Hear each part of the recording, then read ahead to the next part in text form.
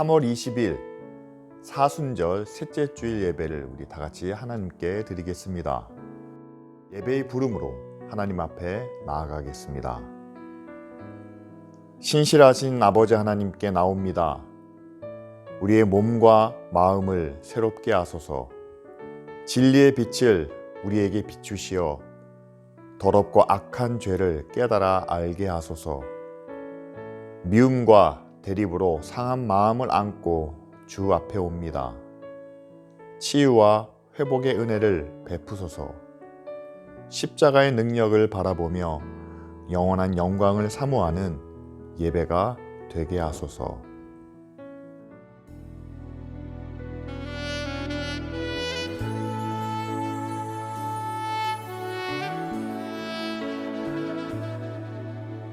우리 죄 위해 죽으신 주,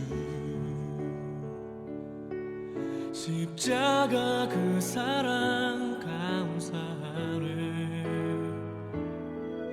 날마다 주의 형상대로 변화되리라. 십자가 우리 새롭게 하리. 우리 죄 위해 죽으신 주,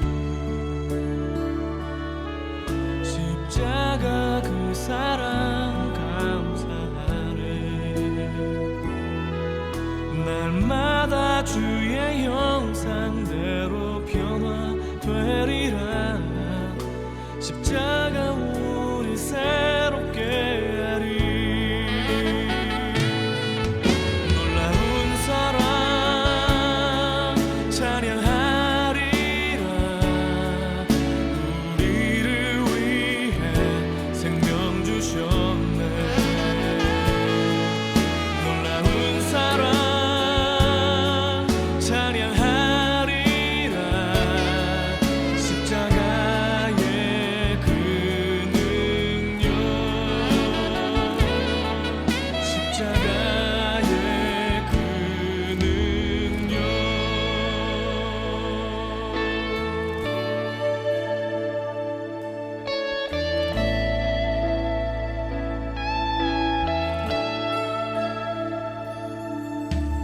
우리 죄 위해 죽으신 주,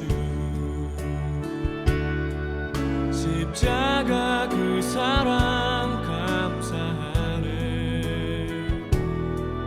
날마다 주의 형상대로 변화되리라. 십자가 우리 새롭게 하리. 놀라운 사랑 찬양하리라. 우리를 위해 생명 주셨네. 놀라운 사랑 찬양하리라. 십자가의 그 능력. 놀라운 사랑 찬양하리라.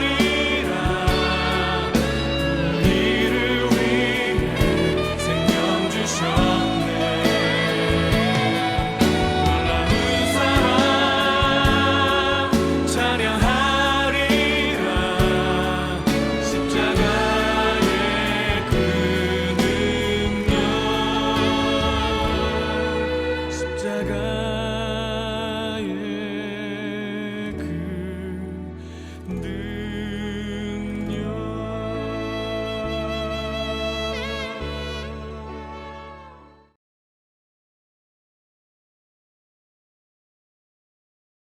지난 한 주간 동안 코로나 확진자가 40만에서 60만까지 오르기도 했었죠.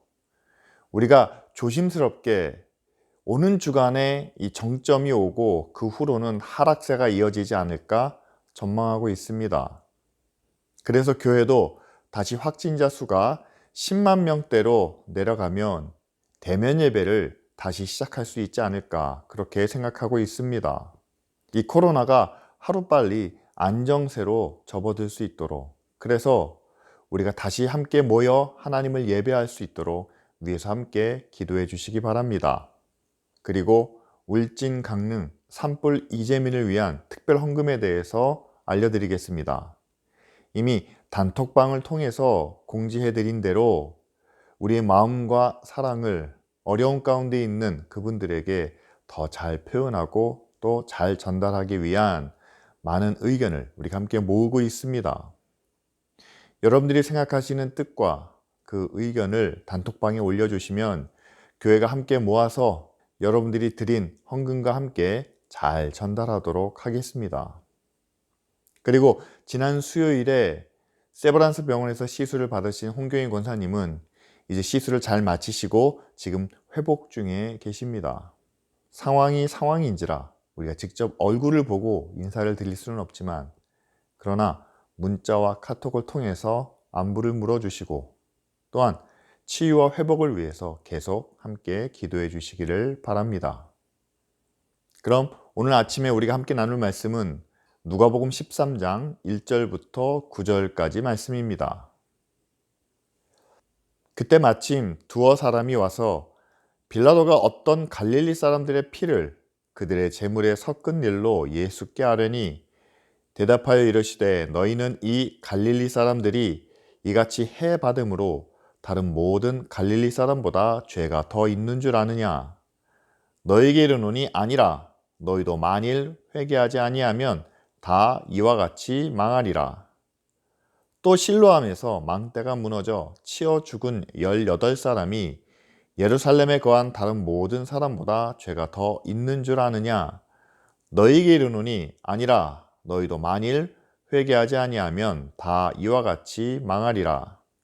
이에 비유로 말씀하시되 한 사람이 포도원에 무화과 나무를 심은 것이 있더니 와서 그 열매를 구하였으나 얻지 못한지라. 포도원 지기에게 이르되 내가 3년을 와서 이 무화과 나무에서 열매를 구하되 얻지 못하니 찍어버리라. 어찌 땅만 버리게 하겠느냐? 대답하여 이르되 주인이여 금년에도 그대로 두소서. 내가 두루 파고 거름을 주리니 이후에 만일 열매가 열면 좋거니와 그렇지 않으면 찍어버리소서 하였다 하시니라. 제가 오늘 예배 앞부분에 오늘이 사순절 셋째 주일이라는 말씀을 드렸습니다. 지난 2000년 교회 역사 가운데 모든 교회가 동일하게 지켜온 절기가 있다면 아마도 부활절과 성탄절이겠죠. 그런데 부활절 전 40일 기간을 우리가 사순절이라 부릅니다. 우리의 죄를 대신 지시고 십자가에 죽으신 예수님의 사랑과 은혜를 묵상하는 그 40일의 기간을 일컫는 말이죠.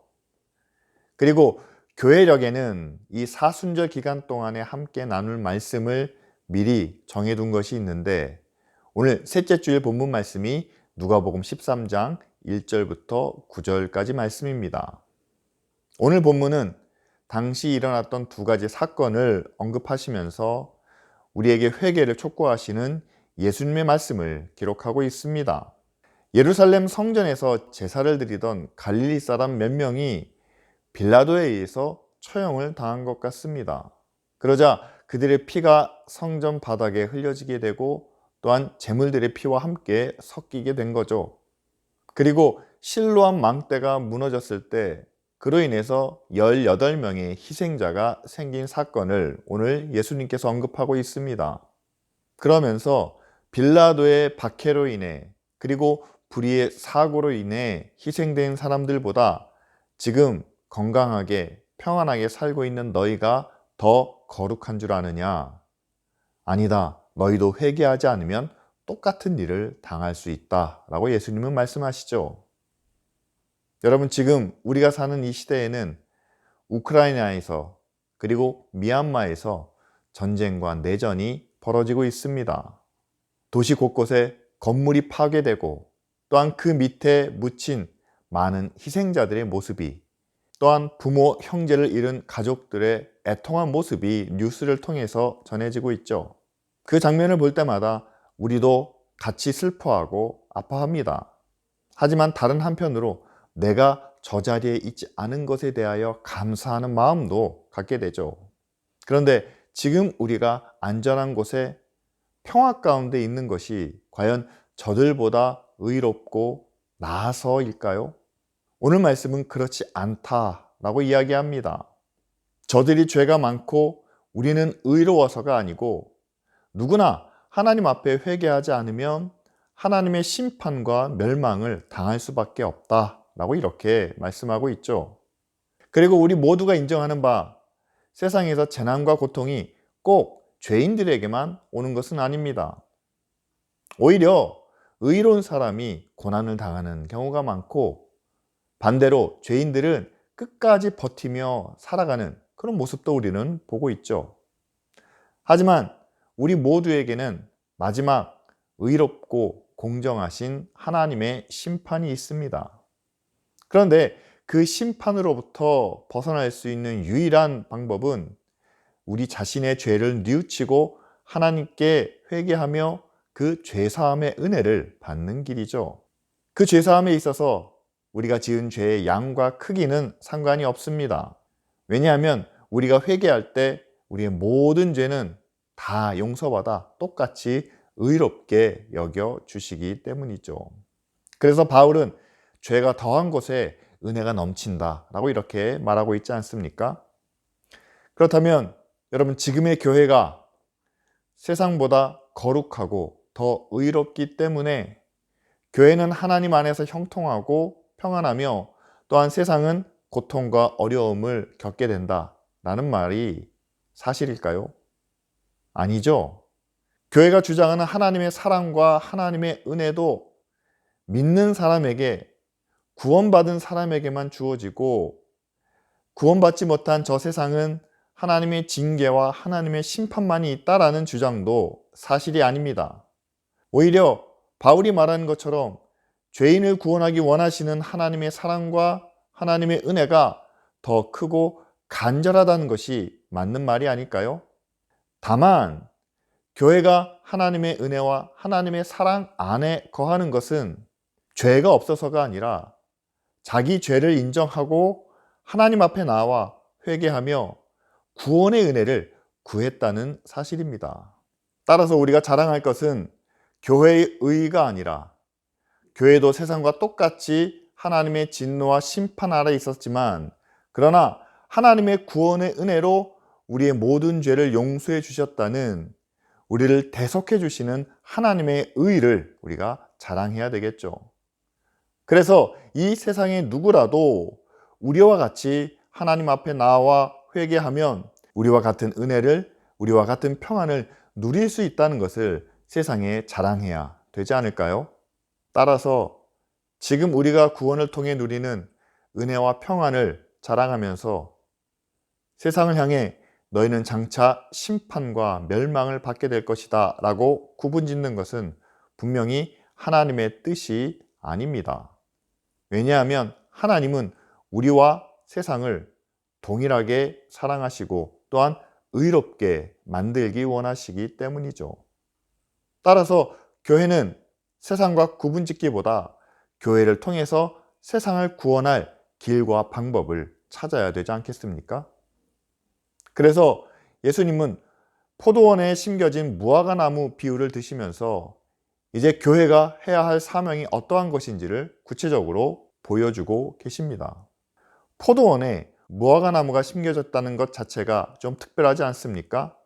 왜 심었는지 그 이유는 설명되고 있지 않지만, 그러나 포도원에 무화과나무 한 그루는 특별한 존재인 것은 분명하죠. 그래서 그 포도원의 농부들도 이 무화과나무를 특별하게 여기며 잘 보살폈으리라 생각합니다. 그런데 문제는 3년 동안 지켜봐 왔지만 아무 열매가 없었다는 사실이죠. 그러자 주인은 포도원 지기를 불러 특별한 지시를 내리게 됩니다. 여러분, 세상에 뿌려진 복음의 씨앗이 교회를 통해서 자라게 됩니다.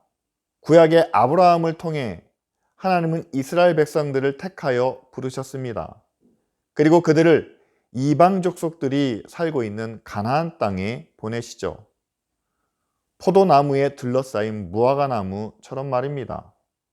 예수 그리스도의 십자가의 은혜로 우리는 구원받아 교회를 이루게 되었습니다.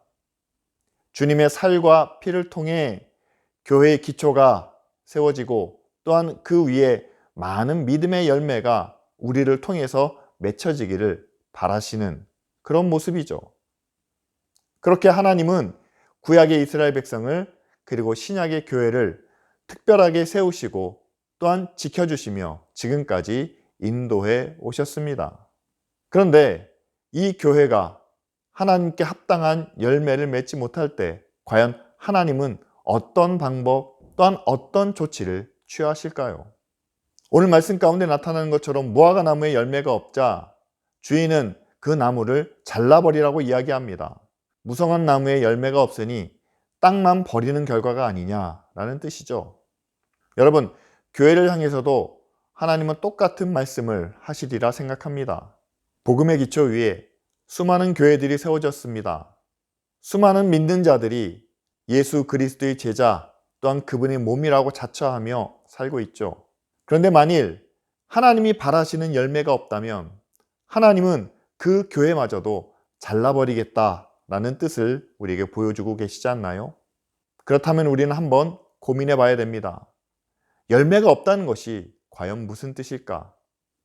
지금 우리 교회는 하나님께 드릴 열매를 맺고 있는가라는 사실이죠.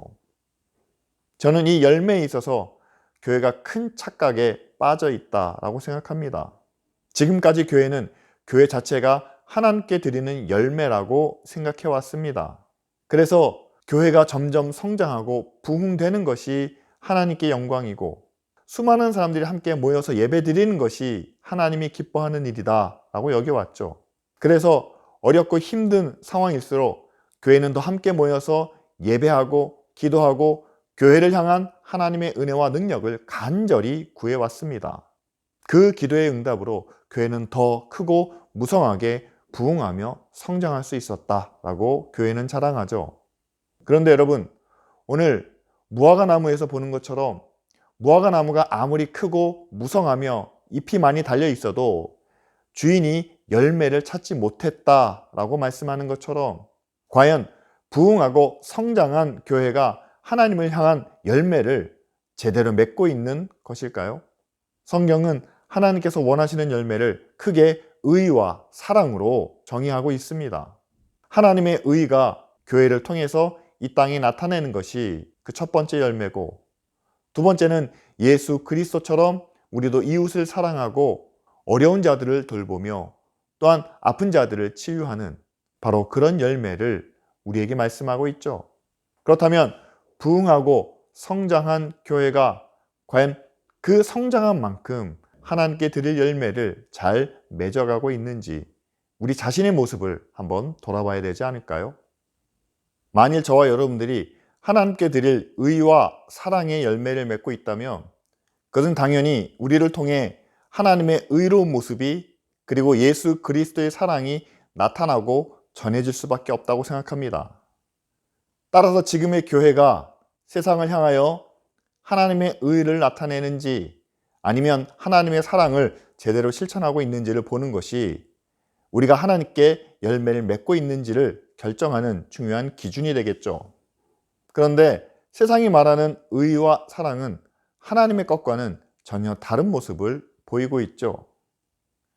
세상이 말하는 정의는 무엇보다도 자기를 위한 정의입니다.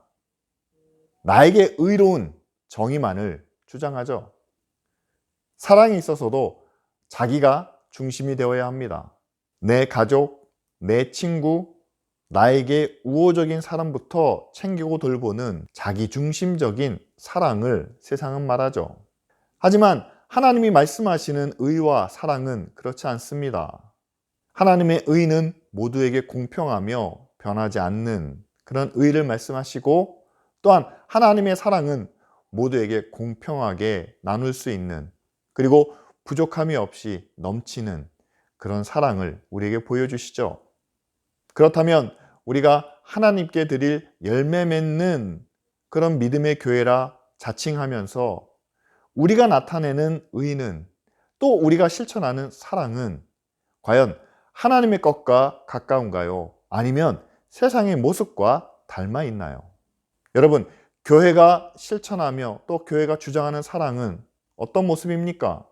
물론 일부 교회에 국한된 것이긴 하지만 교회는 하나님의 은혜를 받아 평안하고 형통하며 반대로 교회 밖에 있는 이들은 하나님의 은혜에서 벗어난 것이기 때문에 그들에게는 책망과 징계밖에 없다라고 이렇게 말하기도 합니다.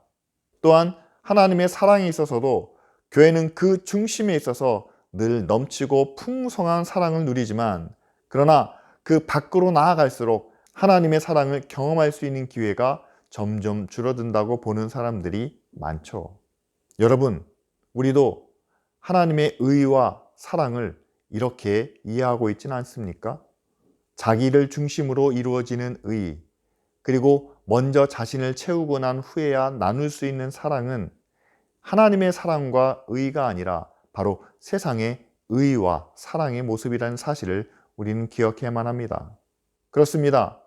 현실적으로 많은 한국교회의 모습이 하나님의 의와 사랑보다는 세상이 말하는 자기들의 의, 그리고 자기 중심적인 사랑에 더 가까운 것을 우리는 고백하게 됩니다.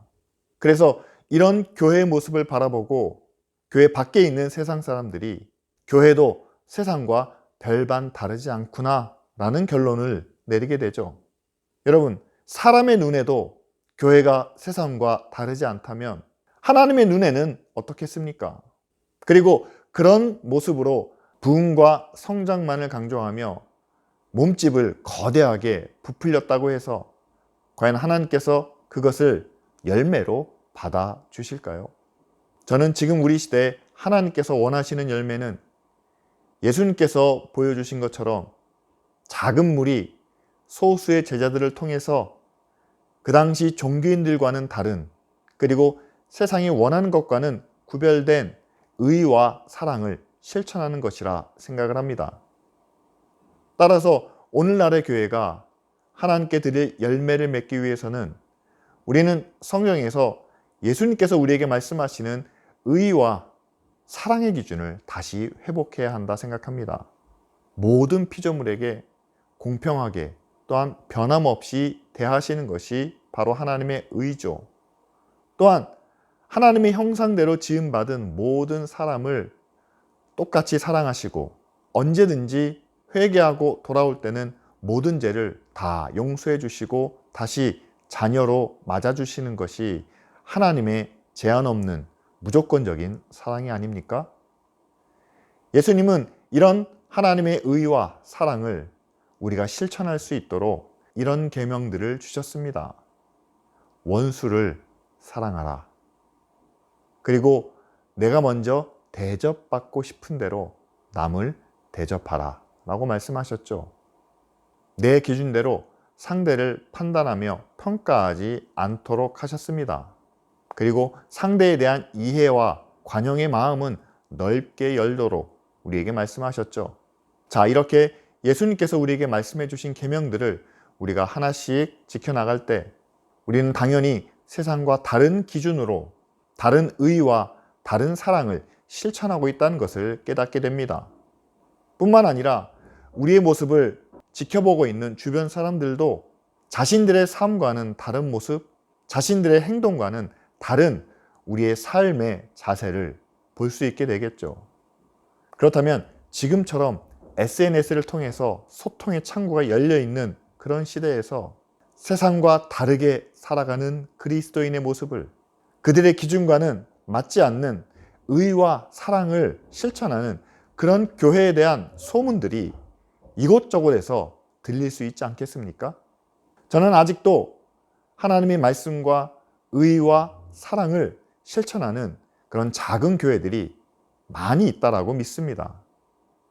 하지만 그런 믿음의 소문들이 우리의 귀에 잘 들리지 않는 것은 비록 일부지만 하나님의 사랑과 의보다는 자기 중심적인 의와 사랑을 요구하고 또한 그것을 이루기 위해서 세상과 똑같은 길을 따라가고 있는 교회들의 안 좋은 소식이 더 넓게 퍼져 있기 때문에 오히려 교회의 좋은 이야기들을 덮고 있음을 우리는 보게 됩니다. 이런 가운데 교회가 세상과 다르지 않다는 그 굳어진 관념을 바꾸는 일은 물론 쉬운 일이 아니죠. 하지만 하나님은 교회가 맺는 의와 사랑의 열매를 통해서 이 생각까지도 바꾸길 원하신다. 저는 믿습니다. 우리가 하나님께 드릴 궁극적인 열매는 우리가 세상에서 실천하는 의와 사랑을 통해서 세상 사람들의 입을 통해 또한 사람들의 마음을 통해 하나님께서 영광을 받으시고 또한 하나님께서 왕으로 인정받는 것이 아니겠습니까? 따라서 아직도 교회는 세상과 다르지 않다고 믿는 사람들에게 교회는 하나님이 함께 하시고 하나님의 의와 하나님의 능력으로 움직이기 때문에 세상과 구별된다는 것을 보여주고 나타내는 것이 바로 우리가 하나님께 드릴 수 있는 가장 큰 영광의 열매가 아니겠습니까? 그런데 오늘 말씀은 이제 우리에게 남은 시간이 얼마 되지 않는다라고 마무리합니다. 세례 요한도 이미 도끼자루가 나무 옆에 놓여져 있다라고 예언한 것처럼 오늘 주인도 열매 없는 무화과 나무를 찍어 버리기로 마음먹은 상황이죠. 하지만 포도원지기가 한 해만 더 기한을 연장해달라 요청합니다.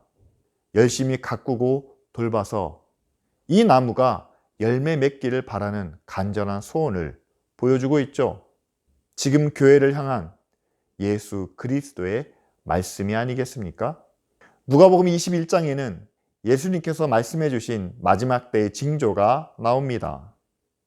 전쟁과 기근, 지진과 전염병, 그리고 교회가 받을 핍박까지 자세하게 기록되어 있죠. 그런데 지금 이 모든 일들이 우리 현실 속에 나타나는 것을 봅니다. 이제 마지막 날이 정말 우리 코앞에 온 것은 아닐까라는 생각을 하게 되죠. 하지만 그럼에도 아직 그 때가 이르지 않은 것을 우리는 봅니다. 왜냐하면 우리에게 마지막 열매 맺을 수 있는 그 기회를, 시간을 주고 계신 것이 아닐까요? 지금도 예수님은 하나님께 드릴 열매를 교회가 맺을 수 있도록 은혜와 사랑과 능력을 베푸신다라고 저는 믿습니다. 교회의 이기적인 생각, 교회가 성장하고 부흥하는 것이 하나님의 영광이라는 그 틀에서 벗어나 이제는 교회가 세상을 의롭고 거룩하게 변화시키며 또한 세상을 사랑하고 섬기고 약하고 어려운 이들에게 새 힘과 은혜를 함께 나눔으로 이제 세상 속에서 하나님의 이름이 높임을 받으시고 또한 세상 사람들이 하나님의 영광을 나타낼 수 있도록 하는 것, 이것이 교회가 하나님께 드릴 온전한 열매라는 것을 우리에게 말씀하시고 또 그 열매가 우리 가운데 맺혀지기를 간절히 바라고 계시죠. 우리가 사순절 셋째 주일을 맞고 있습니다. 우리의 구원을 위해 십자가의 길을 묵묵히 걸어가시는 예수 그리스도를 묵상하며 지금 한국 교회가 서 있는 자리, 또한 앞으로 이 교회가 나아갈 길이 어떠한 모습일지 돌아보기를 바랍니다. 지금 우리는 예수님처럼 고난받는 자리에 있지 않습니다. 그리고 우크라이나나 미얀마처럼 전쟁의 아픔과 상처를 겪고 있지 않습니다. 근데 그렇다고 그 평화가 우리가 온전하고 의롭기 때문이 아니라 오히려 이렇게 주시는 하나님의 은혜와 능력을 통해서 이 어렵고 힘든 세상에서 하나님이 기뻐하시는 열매를 맺도록 우리에게 요청하시고 또한 특별한 기회를 우리 가운데 허락해 주신 것이 아니겠습니까? 이제 우리에게 주어진 시간이 얼마나 남았는지 우리는 알 수 없습니다. 하지만 오늘이 우리에게 주어진 마지막 기회라는 그런 심정으로 최선을 다해 하나님께 드릴 귀한 열매를 맺어가는 저와 여러분들이 되도록 이 시간 다 같이 함께 기도하시겠습니다.